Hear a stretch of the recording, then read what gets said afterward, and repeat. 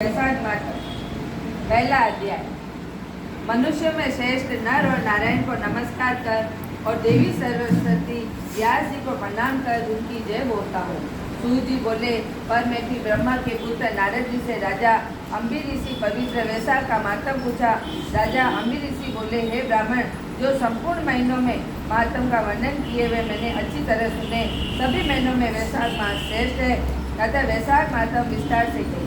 मुझे सुनने की इच्छा है, यह मास मनुष्य और भगवान विष्णु को प्यारा क्यों है और मैं कौन कौन से धर्म कार्य उन्हें क्यों प्रिय है, क्या दान करना चाहिए, इसका क्या फल होता है, ये सब कार्य जिस देवताओं को प्रसन्न करने के लिए करने चाहिए, इस मास में करने योग्य काम क्या है, कौन है और कार्य विष्णु भगवान को प्रिय है, इनमें क्या दान और किसके लिए किया जाता है, उसका फल और उद्देश्य क्या है, इस मास में किन किन वस्तुओं से भगवान पूजन करना चाहिए।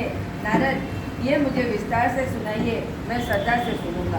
नारद जी बोले, हे राजन, सभी महीनों का मातम पहले विष्णु जी ने लक्ष्मी जी से किया था, उससे मुझसे ब्रह्मा जी ने कहा। अब महीनों में कार्तिक मास और वैशाख मास श्रेष्ठ है, इन तीनों में वैशाख मास सबसे श्रेष्ठ माना गया है। यह महीना माता के समान सब जीवों के अभिष्ट फल देने वाला है। इस महीने में दान, यज्ञ, व्रत, स्नान करने से सब पापों का नाश हो जाता है। यह महीना धर्म, कर्म, यज्ञ और तप का सार है। इसकी देवता प्रशंसा करते हैं। यह मास विद्याओं के वेद विद्या के समान, मंत्रों में प्रवण, वृक्षों में कल्प वृक्ष, गौओं में कामधेनु, नागों में शेष, पक्षियों में गरुड़ के समान और देवों में विष्णु, गणों में ब्राह्मण, प्रिय वस्तु में प्राण, मित्रों में भार्या के समान और नदियों में गड्ढा के समान, तेजस्वी में सूर्य, अस्त्रों के चक्र, तत्वों में स्वर्ण और विष्णु में शिवजी के समान और रत्नों में कौस्तुभ मणि तुल्य, धर्म के लिए सबके उत्तम मास है। इस मास के समान विष्णु भक्ति उत्पन्न करने वाले कोई भी महीना नहीं है। मेष में संक्रांति, वैशाख मास में सूर्योदय से पहले जो मनुष्य स्नान करता है, उसके विष्णु भगवान लक्ष्मी जी सहित अनंत प्रसन्न होते हैं। जैसे अन्न से सब प्राणी प्रसन्न होते हैं, वैसे ही वैशाख स्नान से निसंदेह विष्णु भगवान प्रसन्न होते हैं। वैशाख स्नान करने वाले मनुष्य और जो उनका अनुमोदन करता है, वह भी सब पापों को छूटकर विष्णु लोक हो जाते हैं।